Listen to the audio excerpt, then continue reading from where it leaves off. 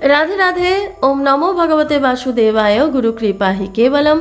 श्री श्री गुरुदेवेर आशीर्वाद निये, श्री श्री राधा रानीर आशीर्वाद निये आज श्रीमद् भगवत गीतार प्रथम अध्याय शेष श्लोकटी अर्थात 47 নম্বর श्लोकटी व्याख्या सह पढ़े शोनाচ্ছি। जय राधा वल्लभ श्रीहरिवंश। पूर्वे श्लोके अर्जुन निज যুক্তিতর্কের शेष कथा শুনিয়েছেন। তারপর अर्जुन কি করলেন পরের শ্লোকে সঞ্জয় তা জানিয়েছেন। সঞ্জয় উবাচ এব মুক্তার্জুন শঙ্খে রথপস্থ উপাবিশত বিসৃজ্য সশরং চাপং শোক সংবিঘ্ন মানস। অর্থাৎ সঞ্জয় বললেন, এই কথা বলে শোকাকুল মনে অর্জুন ধনুর্বাণ পরিত্যাগ করে যুদ্ধস্থলে রথের মধ্যে উপবেশন করলেন। ব্যাখ্যা। যুদ্ধ করা অনর্থের মূল। যুদ্ধ করলে ইহলোকে কুটুম্ব নাশ হবে, পরলোকে নরকপ্রাপ্তি হবে ইত্যাদি কথাগুলি যুক্তি এবং প্রমাণযুক্ত জানিয়ে অর্জুন শোকাকুল মনে যুদ্ধ না করার স্থির সিদ্ধান্ত গ্রহণ করলেন।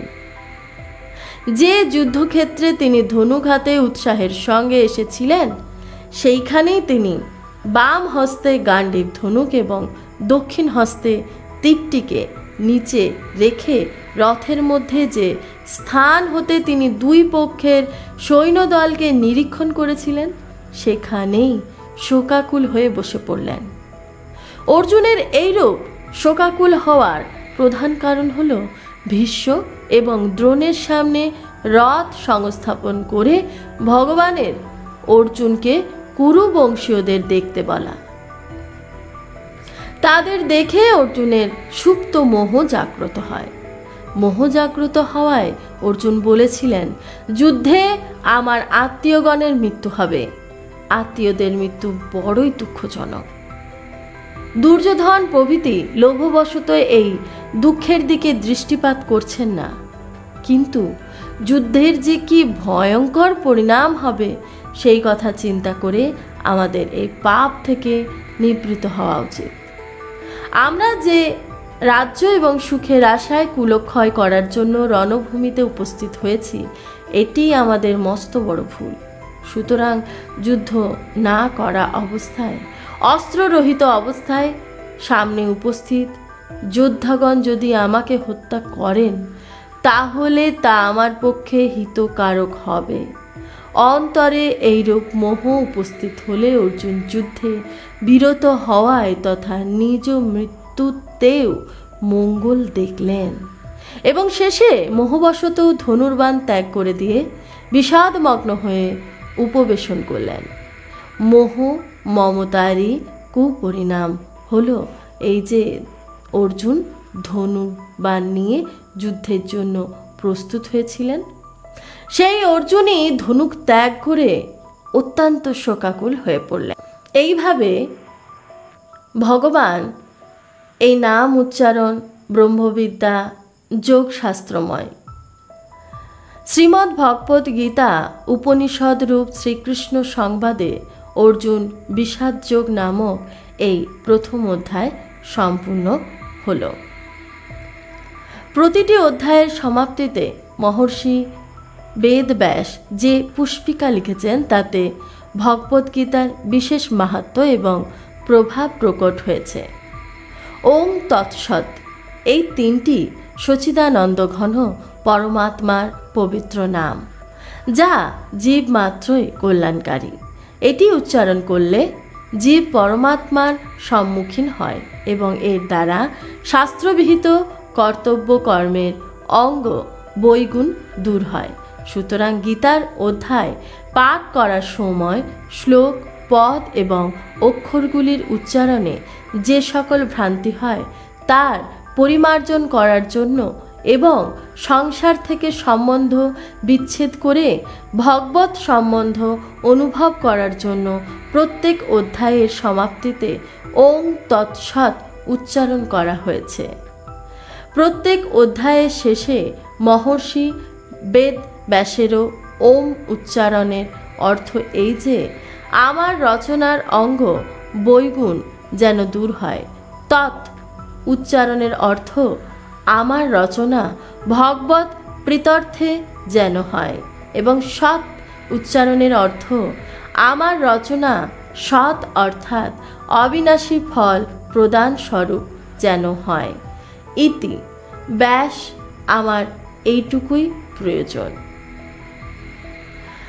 এছাড়া আমরা যে ব্যক্তিগত আমার আর কোনো প্রয়োজন নেই।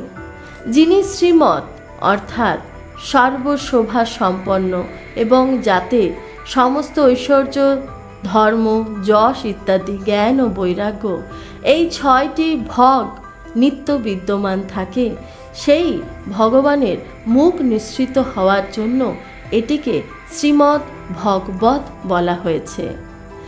মানুষ যখন প্রফুল্ল থাকে, আনন্দে থাকে, তখন তার মুখ হতে শতই গীত উৎসারিত হয়।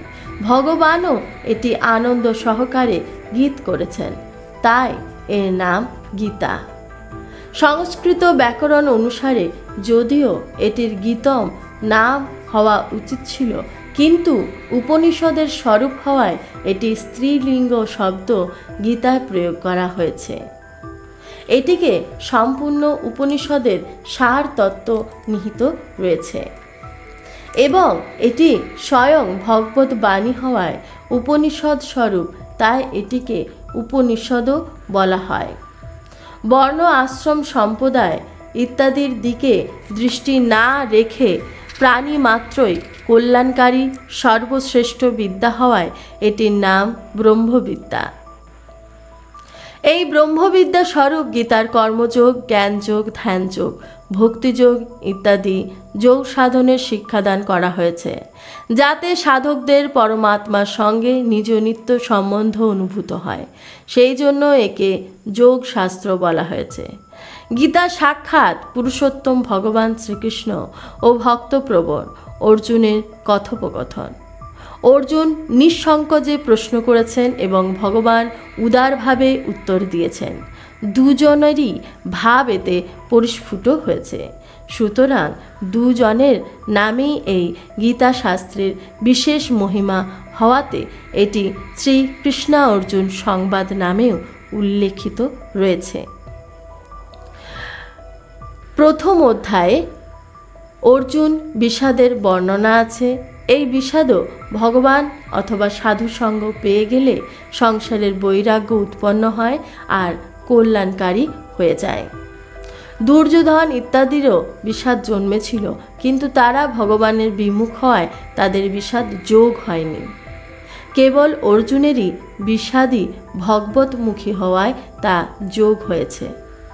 ভগবানের নিত্য সম্বন্ধ অনুভবকারী হয়েছে, সেই জন্য এই অধ্যায়ের নাম অর্জুন বিষাদযোগ রাখা হয়েছে। প্রত্যেক অধ্যায়ের শেষে পুষ্পিকা দেওয়ার অর্থ এই যে যদি সাধক এটি একটি অধ্যায়ও ঠিক মতো মনন ও বিচার করে, তবে এটি একটি অধ্যায় থেকেই তার কল্যাণ হবেই হবে।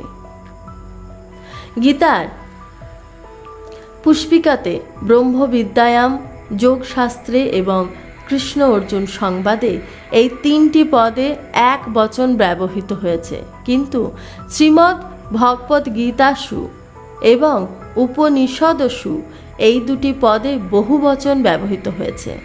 এর অর্থ হলো এই যে ভগবত বাণীরূপ সমস্ত উপনিষদগুলির মধ্যে শ্রীমদ্ ভগবত গীতাও একটি উপনিষদ, যাতে ব্রহ্মবিদ্যা অর্থাৎ জ্ঞানযোগ, যোগবিদ্যা অর্থাৎ কর্মযোগ এবং শ্রীকৃষ্ণ অর্জুন সংবাদ অর্থাৎ ভক্তিযোগ এই 3টি উদ্ধৃত হয়েছে। গীতার শ্রীকৃষ্ণ অর্জুন সংবাদটি আরম্ভ এবং শেষ হয়েছে ভক্তিতে। আরম্ভে অর্জুন কিং কর্তব্য বিমূঢ় হয়ে ভগবানের শরণ নিয়েছেন এবং শেষে শরণাগতের প্রেরণা দিলে অর্জুন সম্পূর্ণরূপে শরণাগত হন। অর্জুন নিজের শ্রেয়র উপায় জানতে চেয়েছেন, তাই ভগবান গীতার জ্ঞানযোগ ও কর্মযোগের বর্ণনা করেছেন। ধৃতরাষ্ট্র উবাচ, সঞ্জয় উবাচ ইত্যাদি পদের 12 শ্লোকের 558 এবং পুষ্পিকার 13টি পদ আছে। এইভাবে সমস্ত পদের যোগ সংখ্যা 586। এই অধ্যায়ে অথ প্রথম অধ্যায় এর 7 ধৃতরাষ্ট্র উবাচ সঞ্জয় উবাচ ইত্যাদি পদের 37 শ্লোকের 1504 এবং পুষ্পিকাতে 48টি অক্ষর আছে। এই রূপে সমস্ত অক্ষরগুলির যোগ সংখ্যা 1596। এই অধ্যায়ের সমস্ত শ্লোক 32 অক্ষর সংবলিত। এই অধ্যায়ের 6টি উবাচ আছে, একটি ধৃতরাষ্ট্র উবাচ, 3টি সঞ্জয় উবাচ, 2টি অর্জুন উবাচ।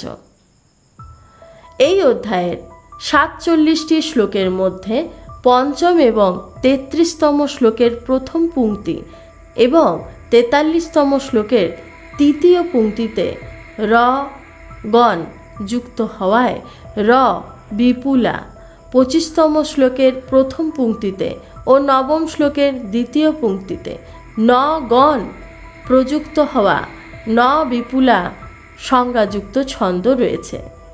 অবশিষ্ট 42টি শ্লোক যথাযথ পথ্যা বক্ত্র অনুপু ছন্দের লক্ষণ। রাধে রাধে, এখানেই কথার বিরাম দিচ্ছে। সকলকে জানাচ্ছি রাধে রাধে। এতক্ষণ অবধি যা কিছু পড়ে শোনালাম সবই শ্রী শ্রী রাধারানীর শ্রীচরণে নিবেদন করছি। জয় রাধা বল্লভ, শ্রী হরিবংশ।